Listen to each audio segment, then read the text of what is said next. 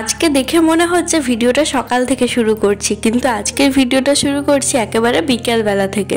প্রতিদিন সকাল থেকে তোলার ফলে শুধুমাত্র সকালের কাজকর্মই দেখানো হয়, বিকেল দিকেরটা কিন্তু খুবই কম পড়ে যায়। সেজন্য আজকে ভাবলাম তোমাদের সাথে বিকেল থেকে রাত পর্যন্ত আমার পুরো রুটিনটা শেয়ার করি। সো হাই এভরিওয়ান, আমি কোয়েল। আমার আরেকটা ভিডিওতে তোমাদের জানাই অনেক ওয়েলকাম।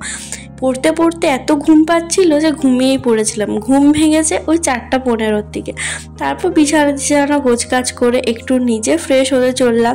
দুপুরে ঘুমিয়ে গেলে কিন্তু বিকেলটা প্রচণ্ড ঘুম ঘুম লাগে, এজন্য আমি চাই না দুপুরে ঘুমাতে, কিন্তু আমার আজকাল এমন বদ অভ্যেস হয়ে গেছে, পড়তে বসলেই দুপুরে ঘুম পাচ্ছে। তো সেজন্য আজকেও সেভাবেই ঘুমিয়ে গেছি। দেখতেই পেলে আমার বিছানার মধ্যেই টেবিল, বই, খাতা সমস্ত কিছুই রাখা ছিল। আর ঘুমিয়েছি সেই 2:30-র দিকে, আর ঘুম ভাঙছে ওই 4টা, 4:30 থেকে। পুরো একেবারে 2 ঘন্টা টাইমটা আমার ঘুমিয়েই পেরিয়ে গেল। আসলে আজকাল সারাদিনটা প্রচণ্ড বিজিভাবেই যায়, আর রাত্রে ঘুমাতে তো সেই ভোর হয়ে যায়। সেজন্য বিশেষ করে দুপুরবেলা একটু ঘুম ঘুম পাই। রাত্রে বেশিক্ষণ পর্যন্ত পড়া না থাকলেও ভিডিও এডিটিং থাকে, সেজন্য কিন্তু প্রতিদিনই প্রায় 3টা পেরিয়েই যায় ঘুমোতে। তো সকালে ঘুম থেকে উঠি, আর দুপুরে সবসময় কিন্তু ঘুম থেকে ওঠার পর বিছানাটা একটু ঠিক করে নিই। বিছানাটা এলোমেলো লাগলে না কোনো কাজই করতে একদমই ভালো লাগে না। আর কাপড় আমার মেলা ছিল, তো সেগুলোকেও ভাবলাম তুলে দিই। আর আমাদের ফ্ল্যাটে না কোনো বেলকনি নেই, দেখতে পাচ্ছ মাঝে যে থাম্বাটা পড়েছে তার ওই পাশটা বেলকনি হওয়ার কথা ছিল। মানে নিচে যে ফ্ল্যাটগুলো আছে তাতে ওটাই দেখেছি, কিন্তু কেন জানি না এই ফ্ল্যাটটাতে ব্যালকনি বানায়নি। আসলে এটা প্রথম থেকে রেন্টেই চলছে, সেজন্যই হয়তো, বা কী কারণ জানি না। বাট ব্যালকনি না থাকার জন্য কিন্তু কাপড় মেলতে একটু অসুবিধেই হয়। বাট জানলাগুলো একটু বড় বড়, তো জানলাতেই মেলে দিই। তারপর একটু 5 মিনিট বসার পর পেয়ারা ছিল, সেগুলো কেটে একটু পেয়ারা খেলাম।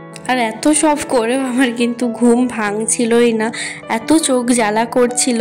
এরপর থেকে আমি ঠিক করেই নিয়েছি পরের দিন থেকে কিন্তু আর দুপুরে ঘুমাবোই না। দরকার পড়লে পড়বো না, বরং ভিডিও এডিটিংটা করে রাখবো, তা দুপুরে ঘুমাবো না।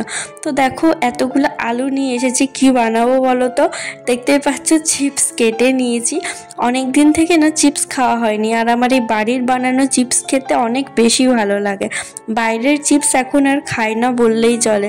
আর এটা না আমি স্পেশালি চিপস কাটার জন্যই কিনেছি। আমি ভিডিওতে দেখেছিলাম এই কাটারটাতে চিপস কাটলে কিন্তু খুব সুন্দর একদম পাতলা পাতলা হয়, আর খুব সুন্দর চিপসটা কিন্তু হয়ও। কাটার পর অনেকবার ধুতে হয়, তাহলে কিন্তু এরকম ফ্রেশ জল আসে। প্রায় 7-8 বারের মতো ধোয়ার পর তারপর সবগুলোকে পেপারে করে একটু শুকোতে দিয়ে দিলাম। ওই 1 ঘন্টার মতো রাখা ছিল।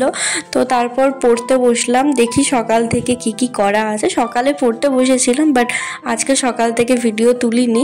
আজকে না সিনোনিম আর অ্যান্টোনিমগুলো করেছি, এগুলো আমি কোনোদিনই করিনি এতদিন পর্যন্ত। 50টা করেছিলাম PYQ, আর ন্যারেশনটা ভাবছিলাম পরে স্টার্ট করব, কিন্তু ন্যারেশনের PYQ যখন সলভ করছি তখন দেখছি না ক্লাসগুলো করেই নিই, কারণ অনেক কনসেপ্ট আছে যেটা আমার একদম জানাই নেই। সেজন্য ন্যারেশনটা স্টার্ট করলাম। আর স্ট্যাটিক জিকে থেকে ঘরানা থেকে আমার লেকচার দেখা হয়েছিল, কিন্তু নোটস বানানো হয়েছিল না। তো ভাবলাম আজকে আর একবার লেকচারটা দেখে নোটস বানাই, তাহলে রিভিশনও হয়ে যাবে। আর তার আগে একটু যে ফোক ডান্স আছে সেটা পড়ে নিচ্ছিলাম, কারণ এই ফোক ডান্সটা কিন্তু আমার অনেক বেশি গুলিয়ে যাচ্ছে। যখন সেই বই থেকে, স্ট্যাটিক জিকের বইটা থেকে ডান্স প্র্যাকটিস করছিলাম, তখন দেখলাম সবগুলো পারছি না। তো ওইগুলো পড়তে আমার প্রায় 1 ঘন্টার মতো লেগেছিল। তারপর দেখছি মা এখানে চিপসগুলো ভাজছে, অর্ধেকগুলো হয়ে গেছে। আর শুধু চিপস না, সেই সাথে আছে নিমকি। দেখতেই পাচ্ছ একদম পুরো মুচমুচে হয়েছে। এরকম চিপস আমার অনেক ভালো লাগে বাড়ির বানানো, কিন্তু মানে এর আগে যতবার ট্রাই করতাম হতোই না। বাট ওই কাটারটা আনার পর থেকে কিন্তু একদম পারফেক্ট হচ্ছে। তারপর চিপস, নিমকি আর বিস্কিট নিয়ে চা খেলাম। আজকে কিন্তু বিকেলবেলাতে চা খাইনি, পেয়ারাটা এত বেশি খেয়ে নিয়েছিলাম আমার খিদেই পাচ্ছিল না একদমই। তো একেবারে ওই 7:30 না 8টা বাজছিল তখন গিয়ে চা খেয়েছি। এরপর আবার পড়াতে ফিরে আসা যাক, কারণ আজকে সকাল থেকে দুপুরে ঘুমিয়ে দিলাম না, সেই টাইমটা এত বেশি আমার মানে গেল যে আমাকে রাত্রে মনে হয় বাকি পড়াটা ম্যানেজ করতে হবে। তো জিএস থেকেও করা হয়ে গেছিলো, এবার আছে স্পোর্টস আর জিকে। তো ভাবলাম প্রথমে হিস্ট্রিটাই স্টার্ট করি। আর স্পোর্টসের পিওয়াইকিউগুলো করতে অতটা বেশি টাইম লাগবে না, ওটা ভাবলাম পরে করব। যদিও হিস্ট্রিটা পড়তে একদমই টাইম লাগেনি, মাত্র তো 5 পাতা পড়তে আর কত টাইম লাগবে। বাট হ্যাঁ, এই 5 পাতা পড়ার আগে কিন্তু আগে যা পড়েছি 5টা পাতার মতনই মনে হয় ছিল, সেটাও পড়েছি। আর এটা কিন্তু প্রাচীন ইতিহাস থেকে, মধ্যযুগের ইতিহাস আধুনিক ইতিহাসটা হয়ে গেছে, বাট প্রাচীন ইতিহাসটা আমার হয়নি। প্রাচীন ইতিহাসটা খুব আস্তে আস্তে করে এগোচ্ছে। আসলে এটা পড়তে খুব একটা আমাকে ভালো লাগে না, এত সভ্যতা এত কিছু জাস্ট আজকাল অতটাও ভালো লাগে না। তার থেকে মডার্ন হিস্ট্রিটা বেশ ভালো। এরপর ভালো থাকুক আর যাই থাকুক, যখন সিলেবাসের মধ্যে আছে তখন তো সেটাকে কভার করতেই হবে। আর সবথেকে ভালো যে জিনিস, যে প্রাচীন ইতিহাস থেকে কিন্তু কমই কোয়েশ্চেন আসে। তো পড়া করার পর একদম ডিনার করেছিলাম, খেতে খেতে আর 10:30 বেজে গেছিলো। ডিনারে ছিল ওই সোয়াবিনের তরকারি। তারপর আধ ঘন্টার মতো রেস্ট নিয়েছিলাম, তারপর আবার পড়াটা স্টার্ট করলাম।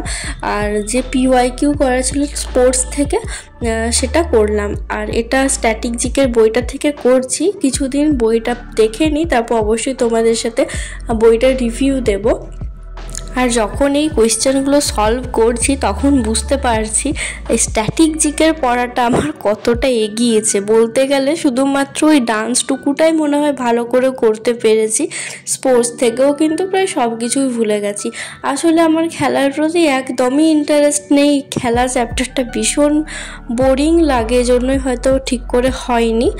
বাট এরপর থেকে ভাবছি ডাইরেক্ট আর এমসিকিউগুলো করবো না, যে ওয়ান লাইনার নোটস আছে সেগুলো আগে ভালো করে পড়বো, তারপরেই এমসিকিউ করা দরকার। বাট আমার টেকনিকটা একটু অন্যরকম, আমার সবসময় এমসিকিউগুলো করতে বেশি ভালো লাগে, বাট ওইভাবে করলে হচ্ছে না, ভালো মতো সবগুলো পারছি না। কয়েকটা ভুল হয়ে যাচ্ছে, কয়েকটা ঠিক হচ্ছে, বাট ভুলও হচ্ছে, সেই সাথে সাথে কয়েকটা তো একদম ছেড়েই দিচ্ছি।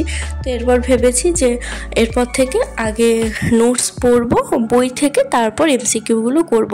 আর এটাতে কিন্তু এমসিকিউর পাশাপাশি ওয়ান লাইনার নোটসও দেওয়া আছে।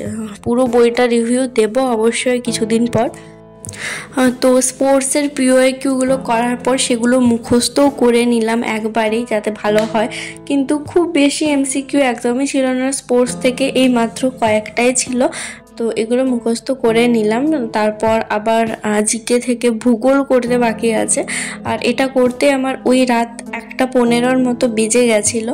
তো প্রথমে ভাবলাম ডায়েরিতে আগে মার্ক করে নিই কোনটা কোনটা হলো।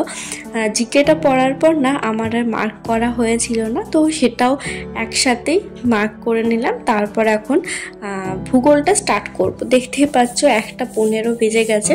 আজকে কিন্তু অন্য দিনের তুলনায় তাড়াতাড়ি মনে হয় পড়াটা হয়ে যাবে, কিন্তু তাড়াতাড়ি পড়া হয়ে গেল। এরপর আবার ভিডিও এডিটিং করতে হবে। তো সব মিলিয়ে মনে হচ্ছে এখনও পর্যন্ত 3টে তো বেজেই যাবে। তো চলো শেষ অবধি দেখো। আজকে কিন্তু তোমাদের সাথে পুরো ডিটেলসেই শেয়ার করব পড়া কমপ্লিট করার পর আমাকে ভিডিও এডিটিংয়ের জন্য কতটা টাইম দিতে হয়।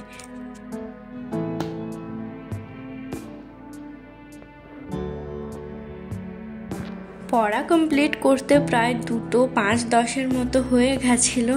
ফাইনালি আজকে টার্গেটও শেষ। অনেকে আমাকে জিজ্ঞাসা করো যে তুমি কতক্ষণ পড়ো।